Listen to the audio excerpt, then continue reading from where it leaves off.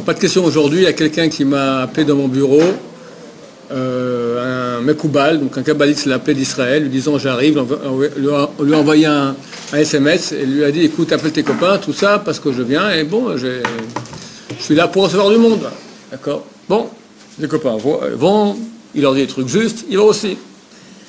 Et bon, il y a une traductrice. Déjà, il me dit un Mekoubal, il me dit traductrice. Déjà, moi, j'ai les cheveux qui commencent à se lever sur le Mekoubal. Déjà, quand on dit Mekoubal, 90% de chances que c'est un tordu, d'accord? Parce qu'une traductrice, là, le type déjà presque 100%.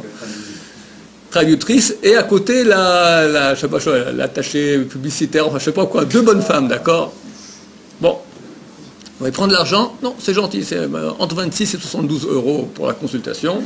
Ça va, c'est possible. Non, nécessiteux, pas besoin. Voilà, c'est pour les Shiva, mais ceux qui sont conseillers, en toute façon, voilà. Et il lui pose une question, et il lui dit voilà, tu as des problèmes dans ton couple. Il n'est pas marié. Un coup dans l'eau. C'est un truc de manipulation, ça. L'autre jour, on a eu un mariage aussi, il y en a qui se sont fait un peu manipuler. Les questions-réponses ils travaillent sur la... Maintenant, c'est les Français, Baruch Hashem, toujours les Français, sont Sfarad dans leur majorité, et donc ils ont une grande émouna. Et Baruch Hashem, c'est bien. Une grande émouna. Mais à cause de ça, ils croient un peu, ils gobent tout. Il faut être un peu plus critique. Un des bons moyens de manipulation, c'est de dire à quelqu'un, tu as un problème de couple. Les séminaires qu'on faisait, comment commencer le séminaire? Première conférence, Shalom Bayit. Ou le rapport avec la Torah. Ça touche tout le monde. Tu fais un cours Shalom Bayit, tout le monde est comme ça. Parce que ça touche tout le monde. Donc quelqu'un vient rentrer, tu as un problème de couple, c'est impossible qu'il n'ait pas eu dans le mille. D'accord? Même si ça va très très bien, c'est toujours aller mieux entre un homme et une femme. D'accord? Donc, j'ai vraiment un problème dans le cœur, toujours quelque chose. Et s'il n'y a eu aucun problème, et le Mekoubal me dit qu'il y a un problème, c'est qu'il y a vraiment un problème que je ne suis pas au courant. D'accord? Donc déjà. J'ignore. Il ne m'a pas dit.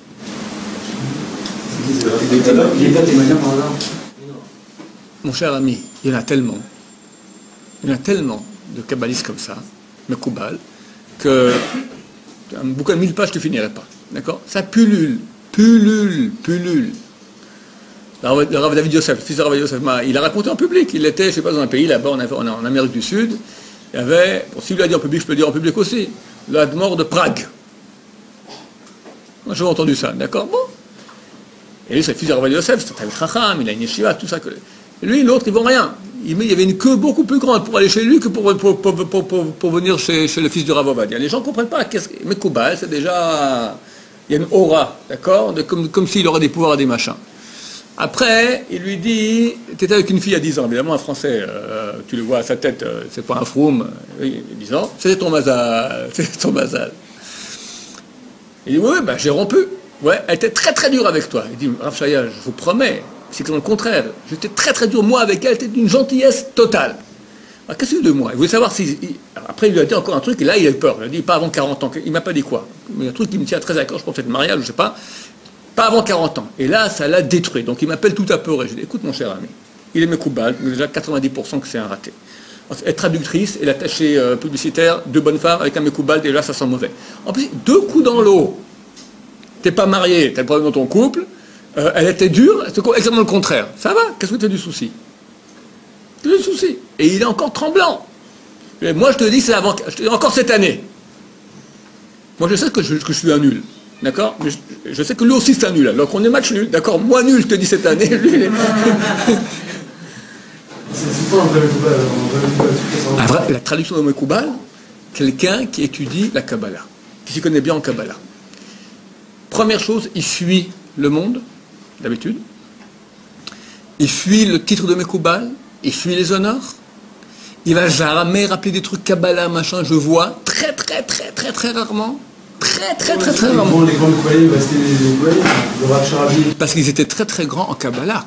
Mais comment on l'a su, comment c'est sorti? Il y a des étudiants de Kabbalah qui étudient la Kabbalah.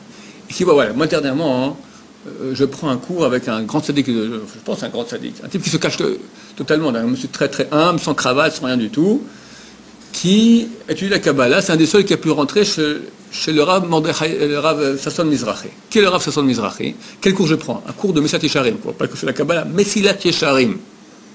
D'accord? Vu que c'est un type qui est Oved Hashem, c'est Yesharim. On est 3-4 personnes comme ça, mais c'est Yesharim.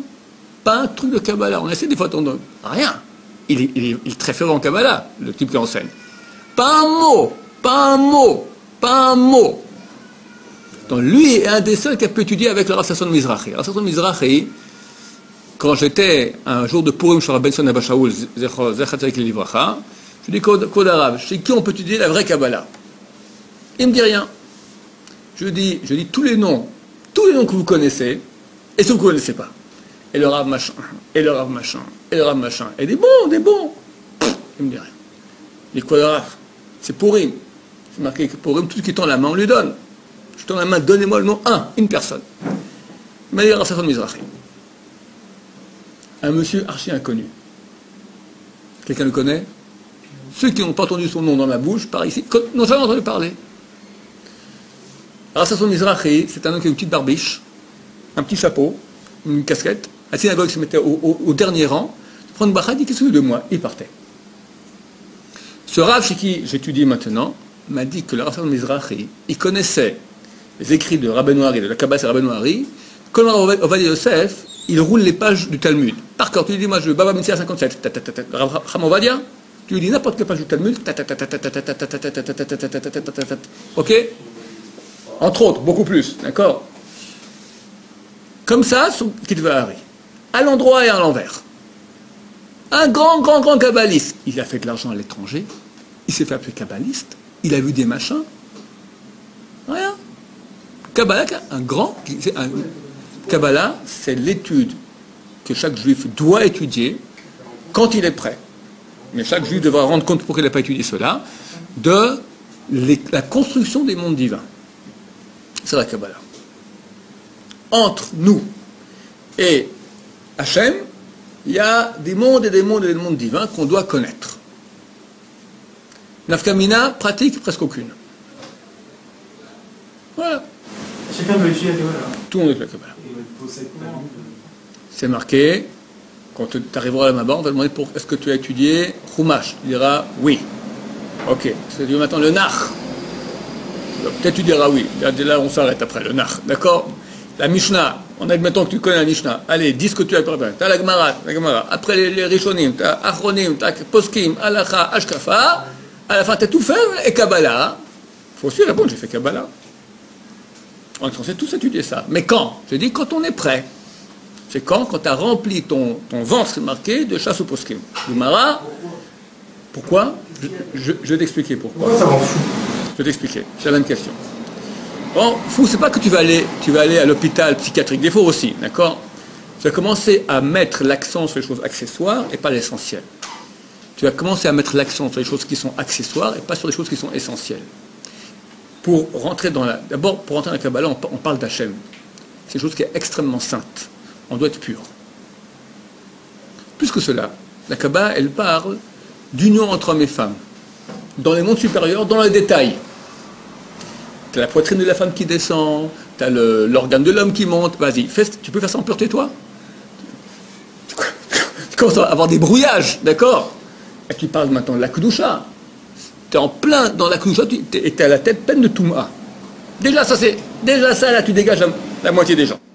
La moitié, 99% des gens. Ensuite, tu vas commencer à mettre l'accent, comme j'ai vu des gens. J'ai vu des gens même qui savaient religieux, tout ça, bien on peut dire, mais tordus, qui commencent à mettre l'accent sur des choses qui sont tout à fait accessoires Kabbalah, et l'essentiel, ils passent à côté. J'ai trouvé un exemple.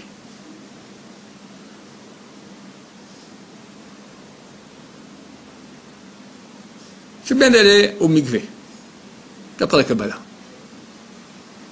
Le type maintenant, s'est levé, s'il va au mikvé, il rate une partie de Psuké des Zimra. Il rate les korbanot. Mikvé. Habibi, mikvé, très bien, très important mikvé. Mais korbanot, c'est avant mikvé. Un type qui n'est pas droit, qui est Kabbalah, mais qui n'a pas reçu les bases de la halacha, bien qu'est-ce qui est censé être accessoire, il dira non, mikvé passe avant. C'est tordu.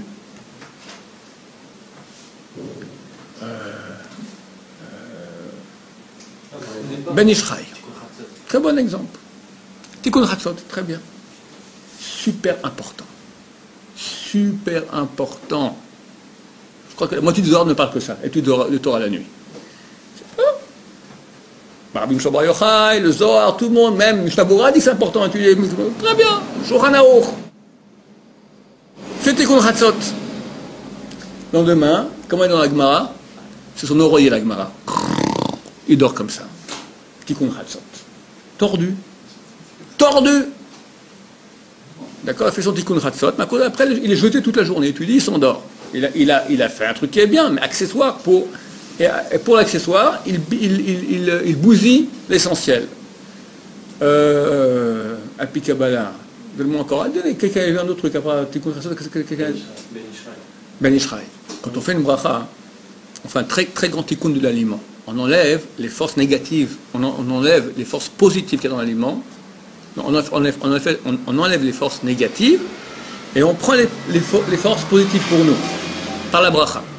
Ensuite, par le fait de le manger, on fait un très grand tikkun. De même qu'au niveau de la digestion, il y a physiquement une séparation entre le bien et le mal, aussi au niveau mystique. Qu'est-ce qu'on fait maintenant des pelures, des arêtes de poisson, des os de poulet ou de viande, qui aussi, il faut les réparer. Quand on fait la bracha après le repas, on fait leur tikkun. Interdiction après la Kabbalah de prendre maintenant quelque chose qui est sur la table, des os, des arêtes, et jeter à la poubelle. On a fait le Birkat Hamazon, ou d'enlever. Pourquoi? Parce que tu n'as pas fait leur tikkun. Un poisson, pour qu'il mérite de faire son tikkun, le poisson, pourquoi c'est bien de manger du poisson Shabbat? Parce que c'est l'animal qui est le plus facile à faire, dont c'est le plus facile de faire le tikkun. Pourquoi? Parce que du point de vue des étincelles, il a beaucoup d'étincelles de sainteté pour peu d'étincelles d'impureté. Preuve en est qu'on peut le manger tel qu'il est. Le seul animal au monde qu'on peut manger tel qu'il est, c'est le poisson. Tous les autres, il faut égorger pour faire la salaison, enlever le sang avec le sel. Le poisson tel qu'il est, tu n'as même pas besoin d'égorger, un coup de massue sur de mabouta, ou tu laisses s'asphyxier à l'air, à l'oxygène, d'accord, sans eau pendant 1 minute, tu le manges, terminé. Tel qu'il est, parce qu'il n'y a pas besoin d'enlever toutes ces choses qui sont mauvaises, parce qu'il est pur en gros. Et vu que Shabbat, nous, on est très pur, donc pur, ça, on peut faire facilement. Pardon? Il est en l'eau, c'est la pureté. Ouais, si tu veux. Maintenant, donc quand on mange, un juif, Shomer Shabbat, mange du poisson Shabbat, il fait un très grand tikkun. Le poisson. Yitzhak, il a fait un sale coup dans le Giloul passé, il revient en tikkun maintenant, le Giloul dans un poisson. Petit poisson rouge dans la mer. Et il rêve de faire son tikkun, parce que lui, il veut aller au Maba, paraît un poisson rouge. Bon, il se fait manger maintenant par un petit animal, un petit poisson impur. Une murène. Murène. Il dit une anguille. Manque de peau. Fini. Attends, moi je passe dans la murène, qui va me. C'est peut-être le pape qui va me manger, mais pas un rabbin. Moi, il faut un rabbin qui me mange, pas un pape. D'accord? Bon, Hachem a pitié de lui. Un gros thon vient, mange la murène. Ah, ce coup-là, c'est bon. Bon, on le met en boîte de thon. On l'amène sur la table. Attends, boîte de thon, il y a combien de chances d'arriver sur la table d'un juif? 1 sur 500 par rapport au monde. 98%, je crois. Hein? Tous les juifs, tous les Tunisiens, les Marocains. Ils aiment bien le thon. D'accord. Ok. Alors une chance sur 2. Il y a du thon, de l'huile et de l'harissa. Baruch Hashem. Alors il arrive, maintenant une chance sur 2, il arrive dans la maison d'un juif. Maintenant il faut que le juif soit pratiquant, c'est pas pratiquant, il fait aucun tikkun. Là une chance sur 10. Et il faut faire la bracha maintenant avec intention. Et la bracha elle a fait bili bili bili, d'accord? Tout ça il faut arriver. Maintenant, le thon c'est pas un thon en boîte, c'est du vrai thon, d'accord, avec la peau. La peau du thon qu'on ne mange pas. Elle est là, la peau. Qu'est-ce qu'on en fait? Yitzhak, qui est dans. Je suis content, parce que déjà, la grosse marogée du corps, elle a été tout cas, elle a une grosse barbe, des grandes périodes, c'est un super pratiquant, Shabbat, j'ai fait mon tikkun. Mais ma peau, qui va s'occuper de ma peau? Ben Ishraï, surtout pas un chat. Ben Ishraï dit, quand tu fais Birkat Hamazon, tu répares la peau de Yitzhak. Après, tu peux mettre à la poubelle. Et les restes aussi? Hein? Tous les restes. Il faut qu'il reste à table, il faut que tout reste à table. Oh, dit Ben Ishraï, ça va pas? Maintenant, tu as mangé le poisson, tu vas me amener la viande. D'accord? Après la viande, tu as mis les fruits. Alors, demande à ta femme maintenant, il y a les fruits, il y a les arrêts de poisson, les morceaux de viande, les machins, c'est impossible. Ben Ishraï dit, j'ai trouvé une idée. Il dit, on prend une nappe et on met une nappe sur toutes les saletés. Donc, tu as une nappe avec les saletés et dessus une autre nappe. Et là, tu en amènes. Va dire à ta femme, Kabbalah, Kabbalah, Kabbalah, Kabbalah. Elle va te dire, get Kabbalah, d'accord?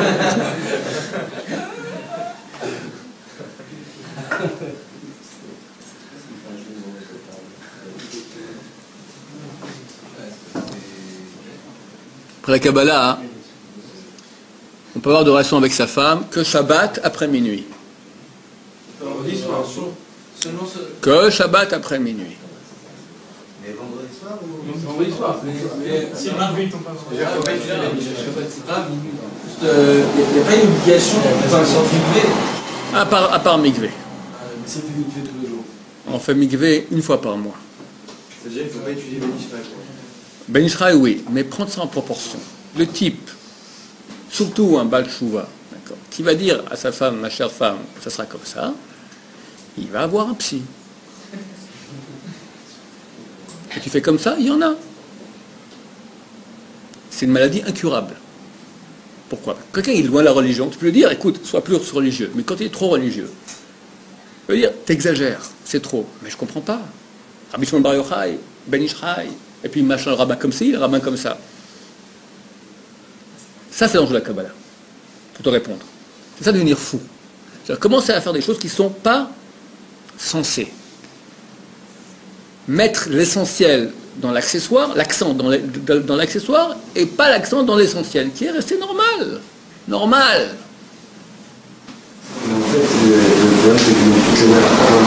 Je ne dis pas que la Rizal n'est pas... Shalom, comprends. La Kabbalah, c'est Kadosh, Kadosh, Kadosh. Rabbeinu Hari, c'est Kadosh, Kadosh, Kadosh. Mais dans la mesure adaptée. On fait beaucoup de choses après la Kabbalah, énormément de choses. Tant que c'est adapté, tant que c'est, entre guillemets, normal, ça veut dire que ça correspond à ce que je suis, aucun problème. Donc je ne dis pas de ne pas étudier Ben Ishraï. Étudier Ben Ishraï. Mais quand tu vois que ça commence à être pas adapté, et c'est quoi adapté? Parce qu'il y a toujours dans la il y a un contre et un pour. Si quelqu'un maintenant il peut mettre, il est tout seul chez lui à la maison, il n'y a pas sa femme. Il veut mettre la nappe sur la nappe, mais vas-y, éclate-toi, mais 10 nappes, pourquoi pas? Tous les repas, tous les laisses, un après l'autre, d'accord? Tu ranges tout le monde c'est Shabbat. Éclate-toi. Ta femme maintenant elle est malheureuse à cause de ça. C'est certain que le Rabbeinu Hari dira, mais tu lâches mon truc et tu vas écouter ta femme. Toujours dans la il y a un pour et un contre. Tu comprends? Alors, si c'est tout seul maintenant, faire une khumra de Kabbalah, qui te coûte rien dans les efforts, d'accord? Pas de problème. Mais si c'est pas équilibré, c'est pas adapté, alors ça devient faux. Pour le tikkun, vous avez dit comment on fait? Tikkun de quoi? De la chou. Hashem Yerachem. Hein? Le pain, ok, on laisse une partie. Il ne faut jamais étudier la Ce que tu peux faire, par exemple, c'est prendre tout. Aujourd'hui, il y a des nylons, des trucs en nylon. Tu prends tout, tu laisses, tu mets de côté, et pour mettre tu le remets sur la table. Au pire, d'accord? Au pire. Oui. On a dit, putain, genre, on s'est dit, tu as étudié le fromage, tu as dit. Oui. Mais si, par exemple, on continue ce CDR, Oui. genre, on n'a pas le temps, on n'a pas le temps d'étudier. Ici à l'Eshiva, on vous donne les outils qui vous permettront après d'être autonome partout. L'étude de Gemara, quand tu sais lire le page de Gemara, tu sais aller partout. Fais du Chumash, tu seras toujours un analphabète en Gemara. Donc on donne aussi les outils qui permettront après, quand tu prends un Chumash, tu prends le commentaire de Rashi, qui est dur, tu prends le Ramban, qui est encore plus dur, tu prends tous les commentaires, tu peux lire. Pourquoi? Parce que tu sais déchiffrer la Gemara. Quelqu'un qui ne sait pas étudier la Gemara, il ne peut pas prendre Rashi. Rashi, c'est en araméen. Il y a des morceaux en araméen. C'est très dur comme commentateur. D'accord? Alors, si tu n'as pas maintenant les outils permettant, et en plus la Gemara, ça construit. Donc les outils, d'abord la Gemara, c'est les outils qui permettent d'être autonome partout dans tous les écrits. À part Kabbalah. Ensuite, la Gemara, ça met des barres de fer dans la tête. Ça te construit. La Gemara, il n'y a pas de Kabbalah. Non, la Kabbalah. Non, c'est pur, c'est raison pure. Vrai, faux. Tu fais un raisonnement, tac, il y a une faille, tac, on rentre dans la faille. Ça commence à te donner une puissance de réflexion qui est raisonnable. Or, le vrai danger dans l'univers, c'est le non raisonnable. Le Tzara, il nous attaque par le non-raison. Vous qui faites un peu de Gemara, je vous donne l'exemple maintenant du soi-disant Mekoubal dont je parlais, vous rigolez tous. Mais un type qui n'est pas construit, il dit, mais après il m'a dit un truc mauvais. Mais il t'a dit déjà 2 trucs faux. Bon, mais faux. D'accord? Ah, pourquoi tu crois sur le 3e truc? C'est un raisonnement. Si 2 fois il a fait un coup dans l'eau, il y a de fortes chances que le 3e trou, c'est un coup dans l'eau. De plus, il a 2 traductrices, d'accord? Mais quelqu'un qui n'est pas rationnel, il s'attache. C'est pas raisonnable, c'est pas raisonnable. La Gemara, elle te rend des barres de fer. Tac, tac, tac, tac. Et c'est le seul moyen d'avancer. Ken. Donc après, on doit fixer un CDR avec le fromage. Après, quand tu sors une page de Gemara, il faut aussi du fromage. Shabbat, c'est pas un jour de repos. Non. C'est un jour de Torah. Fait pour la Shavua, fromage, moi c'est. Shabbat, il n'y a pas question de pape Shna Mikrachat Targum et Chumash Rashi. C'est pas un juif. Un juif qui ne fait pas. Le Shulchan Aruch te dit il faut étudier chaque paracha, Shna Mikrachat Targum 2 fois en hébreu, 1 fois en araméen, ou commentaire de Rashi. Un Yireh Shamayim, il fera les 2. Tu vas tirer Shamayim? Tu ne veux pas avoir la crainte de Dieu? Celui qui a la crainte de Dieu fera les 2. C'est le minimum du juif. Donc tu fais ton Chumash, au moins ça. Donc tu fais un peu de Tanakh, tu fais, je sais pas moi, même une demi-heure par semaine, d'accord? Tu vas avancer, au bout d'une année, tu as fait combien? Tu as fait 25 heures de Tanakh, c'est déjà quelque chose, au bout de 10 ans, tu as fait le Tanakh. Lire sans comprendre. Non, mais il faut lire. De quoi tu parles? Le Targum ou le Tanakh? Non, Targum et... Targum sans comprendre, c'est bien. C'est quoi Targum? Targum, c'est la traduction en araméen. Tanakh, il est en français, c'est pas lire en hébreu, il est en français. Oui, il y a une question de Auriel. Oui, là, par rapport à la rationalité, ce que vous avez dit par rapport à la Gemara, ça renforce le date, mais il y en a justement avec la Gemara, ils deviennent trop rationnels. Et genre dès qu'on leur dit quelque chose qui repose sur le reggae, genre ils repoussent en bloc, il y a plein de trucs comme ça. Genre dès qu'on rentre dans des conceptions un peu kabbalistiques ou des trucs un peu sentimentaux, mais qu'est-ce que tu me parles de ça, tu vas leur dire, je veux le voir pourquoi. Il y a des rabbins aussi comme ça. Peut-être qu'ils ont raison, je sais pas de ce que tu parles avec sentimental. Quand donne-moi un exemple. Il n'y a pas trop de Gemara d'abord, c'est pas tout pareil, d'accord? Maintenant, il faut être raisonnable. Maintenant, la raison, elle nous dit aussi, la raison me dit qu'il faut aussi prendre en considération les sentiments. Tout dépend qui, quoi, comment, donc où. Pas comme ça. Le sentiment, il est dangereux. Mais il existe. Donc on la prend en considération, qu'il y a ici une existence dangereuse. On la prend en considération. Mais ça qu'on prend en considération. Mais la raison doit quelle mesure je donne maintenant au sentiment? Comme ça, c'est la raison qui doit gérer. C'est pas le sentiment. Le sentiment, il est fou, il est tout à fait irraisonnable. Ça pourrait tout faire reposer donc tout sur la raison. Mais la raison, elle prend en considération aussi les sentiments de façon raisonnable. Il n'y a pas que la raison qui compte. Il n'y a pas que la raison qui compte. Mais c'est que la raison qui doit dire qu'est-ce qu'on prend en ligne de compte et dans quelle mesure. Que la raison pure. C'est une remise en question totale, la rationalité n'existe plus. Si, elle existe aussi, bien sûr. Elle existe, mais on parle de choses qu'on ne sait pas très bien de quoi on parle. On parle de monde divin, dont nous n'avons aucune conception, on leur donne des noms. D'accord? On va te dire que il y a un tuyau de lumière qui descend. D'accord? Et après on le recouvre d'organes, de trucs, machin. Mais tout ça sont des exemples de choses qu'on ne sait pas ce que c'est. Attends, si je mets l'organe, je mets les yeux ici, je ne peux pas mettre au-dessus les pieds, d'accord? Tu as les yeux, les pieds plus bas, c'est comme ça. Il y a une construction qui est... Comment une construction? Alors, il faut comprendre qu'on parle d'exemples de choses qu'on ne sait pas ce que c'est. Et dans tout cet ensemble-là, il y a une tuyauterie extrêmement complexe de comment ça fonctionne. C'est de la tuyauterie. Voilà. Si c'est des tuyaux par exemple, j'ai entendu des mots partout, des trucs comme ça. Oui. Qu'est-ce que ça te dérangerait, par exemple, de savoir qu'est-ce que ça a partout? Tu ne pourras jamais savoir ce que c'est. Tu ne peux pas savoir ce que c'est. On ne sait pas ce que c'est. Comme quelqu'un a écrit, le but du savoir, c'est de savoir qu'on ne sait pas. Surtout en Kabbalah. En Kabbalah, on ne sait pas. On parle de choses sans savoir de quoi on parle. Il n'y a pas d'illusion dans la Kabbalah. Hein? Il n'y a pas d'illusion. Les gens qui sont pas suffisamment construits sont complètement dans l'illusion. Dans la Kabbalah. Il y en a beaucoup. Les gens qui sont construits peuvent comprendre qu'on parle d'exemple, qu'on ne comprend rien. Ça n'a rien à voir. Ça n'a rien à voir. Il y a un grand... Alors là, j'annonce solennellement qu'il y a une grande confusion. Les gens croient que l'étude de Kabbalah, elle amène au Ruach HaKodesh. C'est absolument faux. Il y a des grands kabbalistes. Aujourd'hui, un des plus grands maîtres de Kabbalah, le Rav Yaakov Hillel, qui assurément, sans aucun doute, n'a pas Ruach HaKodesh. Et tu as des gens qui sont comme le Rav Shach, le Rav Ovadia, d'accord, qui sont en Kabbalah, ils ont étudié un peu, j'imagine, mais c'est pour que le Rav Shach n'a jamais ouvert un Kabbalah, ça se peut tout à fait. Rav Ovadia Menassam, il a un peu étudié aussi, mais c'est des grands en pshat, pas dans Kabbalah, et qui ont Ruach HaKodesh. C'est évident, ça n'a rien à voir, rien à voir. C'est le cœur. Ruach HaKodesh, ce n'est pas le cœur. Ruach HaKodesh, c'est la sainteté. Le Rabbi Tzana Bashul avait un super grand Ruach HaKodesh. Il étudiait très peu de Kabbalah, la Gemara. Gemara, mais Iyun, Gemara, sans cesse. Je lui ai demandé comment vous avez ce Ruach HaKodesh. Je ne sais pas, j'ai enseigné et c'est venu.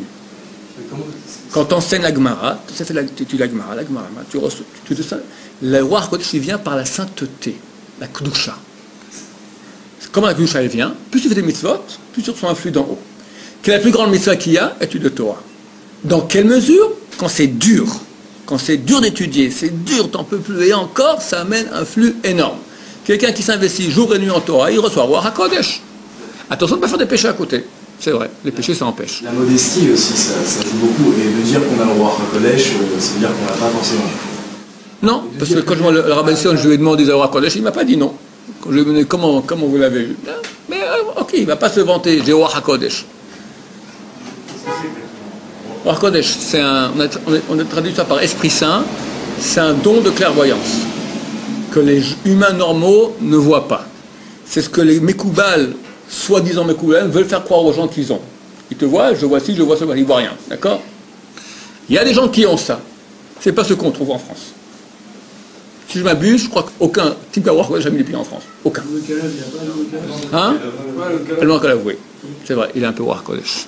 Donc, faites attention, soi-disant Mekoubalé. Ne croyez pas que quelqu'un qui dit la Kabbalah, à cause de ça, il est Ruach HaKodesh, ça n'a rien à voir. Les plus grands qui ont Ruach HaKodesh, ça n'a rien à voir avec la Kabbalah. Rien à voir. C'est parce qu'ils sont des gens qui font attention à leurs yeux, font attention à leurs pensées. Étudient beaucoup de Torah, difficilement font des grandes mitzvot, c'est ça qui donne le Ruach HaKodesh. Une fois, je vais raconter, je ne vais pas raconter. Il y a un type de la famille éloigné, d'accord? Il y a 20 ans, il nous appelle, on a chez nous un kabbaliste, un machin. Déjà, moi, je me méfiais, d'accord? Un machin, tatati, un élève de Baba Salé, tout ça, il vient du Maroc, en Djellabad. Bon, j'arrive au Djellabad, machin, tout ça. Il prend un mezuzot, il regarde, machin, tout ça. Bon, rien d'extraordinaire. Puis il fait une dracha, c'était pendant le Homer, c'était un peu avant l'Akba Homer. Il fait une dracha, il dit un verset des Tehillim. Gal enai vabita nifleotecha. Tous ceux qui font la prière avant le matin, c'est marqué Gal enai vabita nifleot mitoratecha. Pas nifleotecha, mais nifleot mitoratecha. Pour un Mekoubal, déjà il se prend sur le verset. Mal barré. Ma femme se lève. Quand une bonne femme passe, qu'est-ce que je fais? Moi, je ne regarde pas la femme, je regarde les hommes. D'accord? Je vois les yeux du Mekoubal, comme ça. Tic, tic. Je regarde le postérieur de ma femme. Bon, rapide, mais quand même, le postérieur de ma femme. Ça va, j'ai compris. Je lui explique au cousin, là. Tu te plantes, c'est pas ça, rien. Non, super Mekoubal, machin. Après 2 ans, ils ont compris qui c'était. Il se levait à 10h du matin, il voulait du poisson, il mangeait des poissons, des grands poissons, d'accord, il fallait aller avec lui au mikvé après à 11h du matin. Hein? Ouais. Ça m'a fait mal au corps. Contre à Sarcelles, je vois les vieux pépés de 80 ans qui se levaient devant lui. Et il dit, Patahanoun, la Shrina est avec moi, d'accord? Pas marié le jeune homme. Je ne sais pas comment il a terminé. Menje là-bas. Habibi. Menge là-bas, dit, parle avec un accent marocain, dit, moi je suis cousin de Baba Saleh. Il dit, vous avez des frères.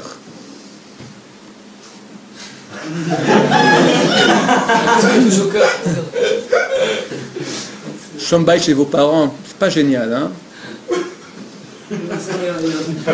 Va plus tard, va plutôt dormir. Et voilà. Il y a un truc qui dit aux jeunes filles, leur dit tu vas te marier dans l'année. Ouais. Comment tu fais? Je vais raconter le truc, c'est très simple. Tu lui fais une bracha. Dans 3 mois, vous serez fiancés. Elles sont toutes guillerettes, toutes contentes d'abord. Dans 3 mois, elle n'est pas fiancée. Qu'est-ce qu'elle va dire?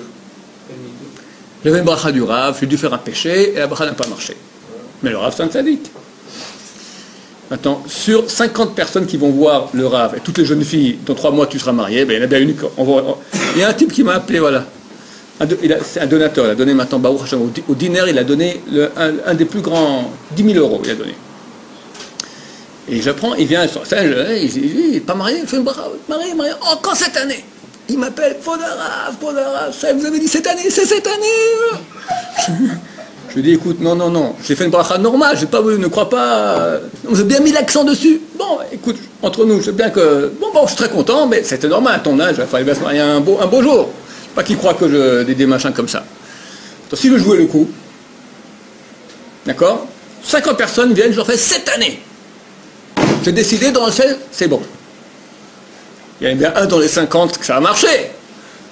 Hein, c'est que Raquel et Shiva, on a 5 qui se marient en 5 ou 6 cette année. Donc, 1 sur 10, c'est un bon score. Maintenant, la bonne femme qui a raconté à ses copines, je me fiance. Tu sais, j'étais voir Rabban Shaya, il a fait une bracha, il a dit, je déclare que dans le 16, ils acceptent.